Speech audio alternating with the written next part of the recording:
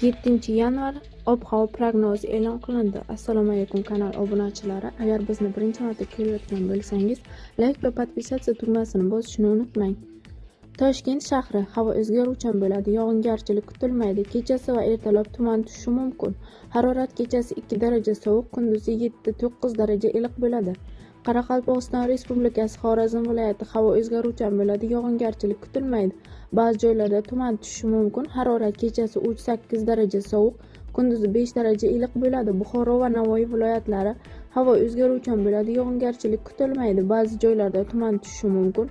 Harorat kechasi 5 daraja sovuq, kunduzi 5-10 daraja iliq bo'ladi. Toshkent, Sirdaryo, Jizzax va Samarqand viloyatlari havo o'zgaruvchan bo'ladi.